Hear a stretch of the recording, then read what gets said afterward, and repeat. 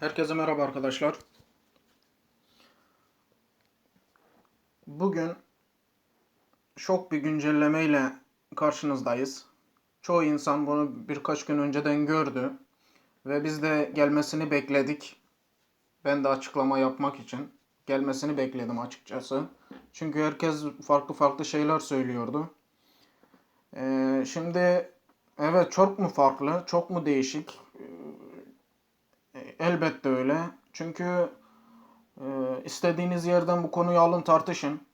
Kimileri İGG'ye çoktan posta attı. Bu nasıl iş? Biz elit kaleleri boşuna mı yaptık? Elitleri boşuna mı açtık? Parayı boşuna mı yatırdık diyen birçok insan var artık. Çünkü mevzu şuna dönmüş, artık bedava oyundan gelen mücevherleri elit kaleler parayla artık satamayacaklar. Yani arkadaşlarınıza da hediye onları gönderemeyeceksiniz. Şimdi önce güncellemeye, etkinliğe bir bakalım arkadaşlar.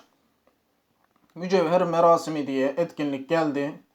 Gördüğünüz gibi ve bugün başladı. Mücevher güncellemesi geldi. Oyuncu başına en az 285 mücevher elde etmek için aşağıdaki etkinlikleri tamamla demiş. Şimdi arkadaşlar, ilk etkinlikte 200 bin mücevher almak için ucuzluk mağazasına git. Mağazada tanesi sadece 100 mücevhere satılan bir sürü eşyanın tadını çıkar demiş. Bunu da tamam, eyvallah. Basitleştirmişler. Sadece bu etkinlik için 100 mücevher çok az. Güzel. Bu iyi. Bunda bir sorun yok. Bunun dışında bal kabağı şöleni demiş. Bir dakika, şunu bir yapalım ilk önce. Birinci etkinlik demiş, ucuzluk mağazası. Arkadaşlar gidelim ucuzluk mağazasına. Şuraya gelmiş. Çok basit. Buradaki her şeyi alabilirsiniz. Bunu da alalım arkadaşlar. Ama öncesinde size göstermek istediğim, diyelim ki mücevheriniz var. Elinizdeki mücevherler tabii ki kalıcı ve satılabilir, hediye edilebilir mücevherler arasına girdi. Şöyle buradan tıklayınca göstermiyor. Şöyle alıma gidelim. Şurada tıkladığınız zaman arkadaşlar gördüğünüz gibi mücevher detaylarına bakın. Hediye edilebilir mücevher ve bağlı mücevher. Artık oyundan gelen mücevherler bağlı mücevherler olarak geçecek. Tabi bazı yerler var. Onlar hediye edilebilirlik mücevherler ama çoğu bedava gelen, kutudan, canavardan, oradan buradan gelen mücevherler artık bağlı mücevherler olarak geçecek. Bunlar da ne demek arkadaşlar? Sana hız demek. Ya da diğer kalen için kullanmak mecburiyetinde kalacaksın. Başka bir şey değil arkadaşlar. Hız artı mücevher olacak. Şu an 516. Bakalım şuradan sonra bunu aldıktan sonra ne olacak? 516, 717 oldu arkadaşlar. Şimdi tıklıyoruz. Buradan bakıyoruz. Gördüğünüz gibi bağlı mücevherlere geçti. Ya şimdi oyun, sen bana bu mücevheri versen ne olur, vermesen ne olur?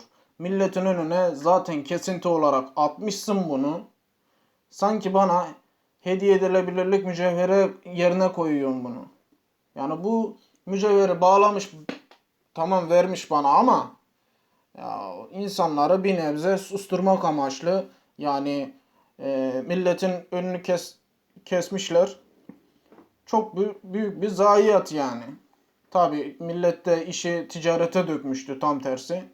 Ama oyun böyleydi arkadaşlar. Şimdi oyun gelip bunun önünü kesti. Sana verdiği mücevher artık diyor ki sen bunu diyor satamazsın. Arkadaşına da hediye edemezsin. Gördüğünüz gibi 200k mücevheri aldık. O da direkt bağlı mücevherlere geçti. Burada önemli olan hediye edilebilir mücevherler arkadaşlar. Buraya dikkat edin. Artık önemli olan mücevher burası. Tabi gördüğüm kadarıyla, bildiğim kadarıyla atıyorum oyunda mücevher harcıyorsun. İlk oyunda harcadığın mücevher direkt, diyelim ki 2 tanesinden de var. Direkt ilk önce bağlı mücevherlerden gidecek arkadaşlar. Bu mücevherleri kullanacak oyun. Ama böyle bir ikileme girmiş. Oyun mücevheri ikiye ayırmış. Şimdi ucuzluk mağazasından aldık 200k mücevher. Bunları ne yapmış? 100 mücevher demiş. Bunların hepsinden alın geçin arkadaşlar. 13 gün boyunca oyun bize bunları bedava vermiş. Bu hiçbir şey. Zaten 200k mücevher vermiş arkadaşlar. Birazdan bunları dediğim gibi göstereceğim size. Kesin bağlı mücevherlerden gitmiştir. Şöyle hepsini aldık. İlk etkinlik buydu. Şimdi şuraya bir tıklayalım. Bakın arkadaşlar. 199k mücevher kalmış. Yani oyun sizin mücevherinizi harcarken bağlı mücevherlerden harcıyor. Hediye edilebilir mücevhere dokunmuyor. Arkadaşlar birinci etkinlik buydu. Şimdi ikinci etkinlik diyor ki bal kabağı şöleni geri döndü. Canavarları avlayarak kabak şekerleri elde etme şansı yakala diyor. Korkunç kul yabaniyi geliştirmek ve bir sürü mücevher almak için kullanılıyor. Nerede bu etkinlik arkadaşlar? Kabak şekeri elde et diyor. Herhalde arkadaşlar şurada. Şundan bahsediyor. Bal kabağı şöleni. Burada canavarlara vuracaksınız. Oradan da size bal kabağı şekerleri verecek. Bunları yükselteceksiniz. Buradan da size bu mücevherleri verecek arkadaşlar. Eğer sistem eski sistem olsaydı derdim ki mükemmel bir etkinlik. 200k öteki tarafta verdi. Burada da aynı şekilde mücevhere boğuyor sizi. Derdim ki mükemmel bir etkinlik gelmiş ve çok iyi işinize yarar. Ama siz bunu aldığınızda da aynı şekilde hediye edilebilir değil. Diğer bağlı olan mücevherlere geçerse bu iş yaş arkadaşlar. Yani bu anlamda biraz sıkıntı olmuş. Bunu verseler ne olur, vermeseler ne olur diyeceğim. Tabi bazı benim için bir anlam ifade etmiyor. Çünkü yararlı bir oyunun yararlı bir yerini kapatıp farklı bir yer açmışlar. İnsanlara da al sana 200k, al sana 100k, al şöyle böyle mücevherler diye biraz da insanların yüzlerini, gözlerini boyamaya çalışmışlar. Nedir? Oyun bize etkinlik geldi bedavaya veriyor. Etkinlik geldi bedavaya veriyor ama senin zamanında açtığın elit kalen artık sıkıntıya giriyor. İstediğin gibi mücevher arkadaşlarına gönderemezsin. Çünkü bunu kat kat üstüne çıkan insanlar orada oldu arkadaşlar. Yani bunu ticarete dökenler oldu. Bir sürü galeler satın alanlar oldu. Yani bu insanlar ne olacak? Hepsinin bu iş ellerinde patladı. Böyle mücevheri elinde olup direkt hediye edilebilir muhabbetine geçen mücevherler yerinde. Bunda bir problem yok. Ama düşünün adam almış 100 tane kale. 100 tane kale aldığını düşün. Adam satmak için kutulardan gelen mücevherleri biriktiriyor. İşte labirenttir, faizdir falan. Oralardan gelen mücevherleri biriktirdiğini düşünün. Millet bota da bağlamış. Onlardan bedava para alıyorlardı. Şimdi onun önü kesildi. Artık olmayacak arkadaşlar. Üçüncü etkinlik diyor. Spesiyale hazır mısın? Gizemli etkinlik diyor arkadaşlar. Üçüncü etkinlikte gizemli etkinlik demiş. Dördüncü etkinlikte de süper mücevher zamanı geri döndü diyor. Evet. Şu an herhalde var arkadaşlar gördüğüm kadarıyla. Şurada. Evet. Bunlar mücevhere çevrilecek. Tabi bu mücevherler dediğimiz gibi oyunun artık bedava mücevherleri burada şu bağlı mücevherlere geçecek ve elit kaleler tabii ki onları hediye edilebilir mücevhere ekleyemeyecek arkadaşlar. Şöyle 2'yi geçtik. 3, 4, 5. Beşincide de lonca liderleri tüm arkadaşlarına büyülü mücevher hediyesi gönderebilir. Bu hediye en fazla 100k mücevher verebilir demiş arkadaşlar. Bu da aynı şekilde birkaç tane bu şekilde mücevher vererek insanları mücevher topuna tutmuşlar. Ama güzelim elitin önünü kapatmışlar. Oyun buğa mı girmiş, neye girmiş belli değil. Bir sıkıntılı mevzu arkadaşlar. Şimdi şurada 6. etkinlikte güzel bir etkinlik olabilir. Diyor ki ürkütücü mevsim.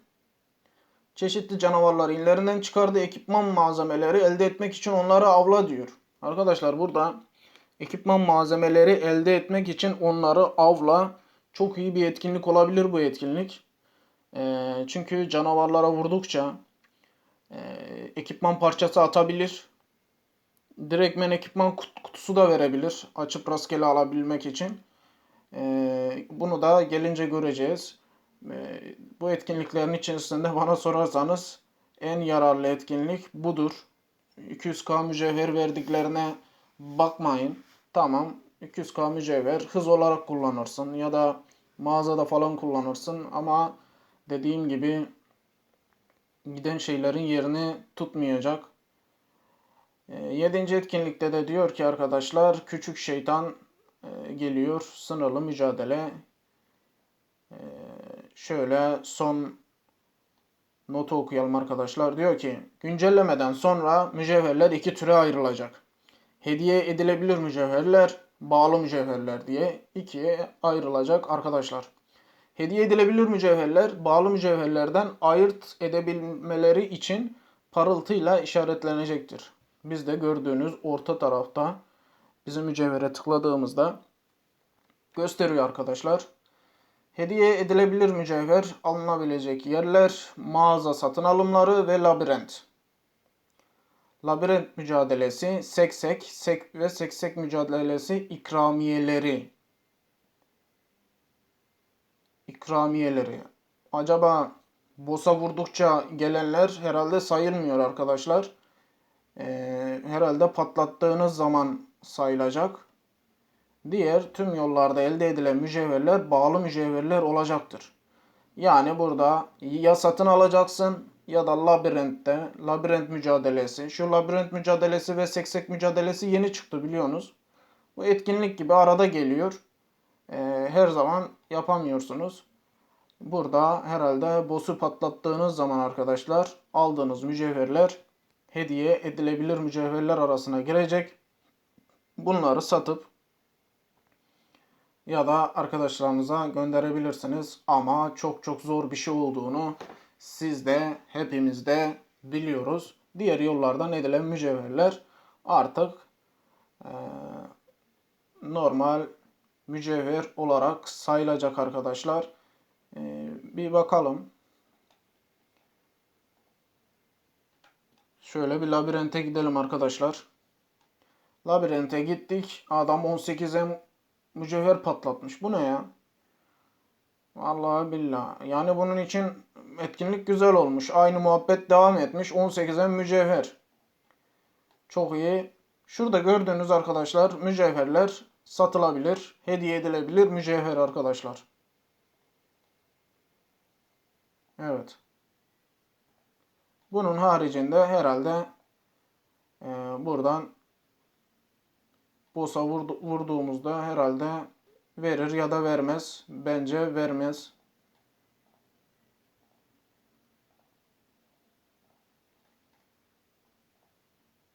Bence sayılacağını sanmıyorum arkadaşlar. Şunu bir hızlı hızlı vurduralım. Bakalım gelen mücevher ne için gelecek?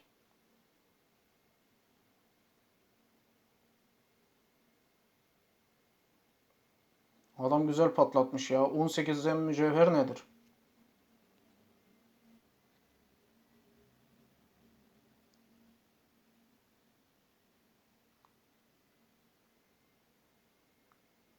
Herhalde boss da gelmeyecek.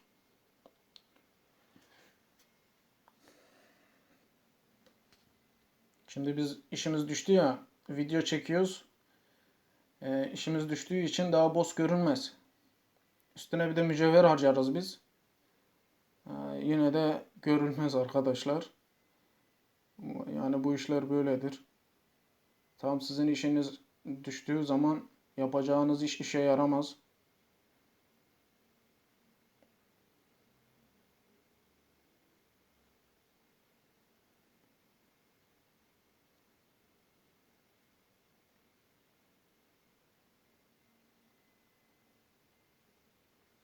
Oyun kendini toparlamak yerine zaten her şeyi pakete bağlamışlardı. Şimdi hayli hayli durum farklılaşıyor arkadaşlar.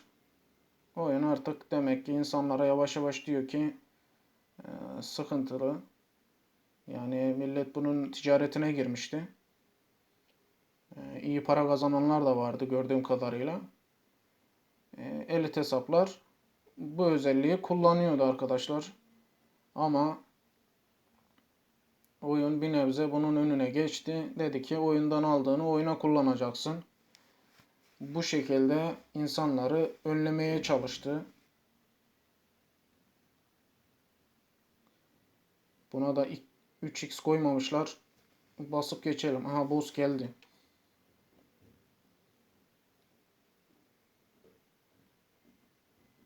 Ver bakalım mücevheri. Mücevherler parlamıyor arkadaşlar. Burada verdiği mücevherler gibi parlamıyor.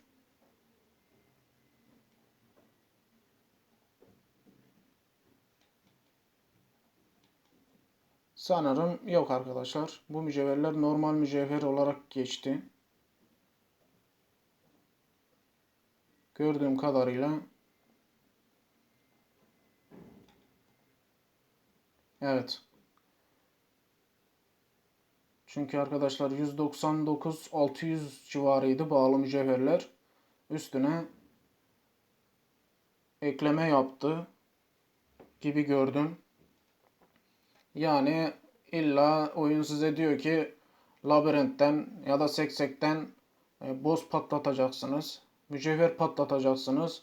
Hediye edilebilir mücevher e, yapabilmek için. Tabi kolezyum da artık boşa çıktı. Bu da artık normal şekilde mücevherler arasına girdi arkadaşlar. Oyun çok fena insanların önünü kesti. Şimdi şurada faiz sistemi vardı. Peki faiz sistemine ne oldu? Normalde buraya mücevher atmıştık arkadaşlar. Biz sabah kalkıp baktığımızda güncelleme bu mücevheri faizi yarıda kesmiş. Şöyle bir hazine deposundan mesaj var. Son güncelleme hazine deposu ilerlemeni iptal etti ancak yatırımına bağlı olarak tam ödeme aldın. Yani dün gece atsaydınız bile yani bugün ödemenizi 30 gün beklemeden herhalde tam alacaktınız.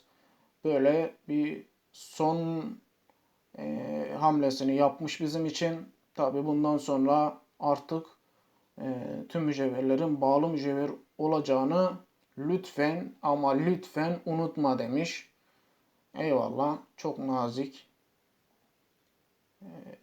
Yani biz buradan artık buraya attığımızda bunu bağlı mücevherlerden kullanacak ama kalkıp da bize aynı şekilde bağlı mücevher olarak verecek. Artık pek bir işe yaramayacak arkadaşlar. Oyun böyle bir güncelleme ile karşımıza geldi arkadaşlar. İşte labirent mücadelesi burada aynı şekilde bize diyecek ki al buradan patlatırsan sana mücevher, ama onları da kim patlatacak? Çok çok zor arkadaşlar. İşler bayağı bir sıkıntıya girmiş durumda elit kaleler için. Fiyatlar ne olur belli değil arkadaşlar. Şimdi bazı insanlar da mücevher fiyatlarını sorar. Elit kalelerin fiyatlarını sorar. Bayağı değişecektir arkadaşlar. Yükselmesini bekliyorum ben fiyatların. Böyle arkadaşlar. İleriki günlerde neler olacağını göreceğiz. Ama şuradan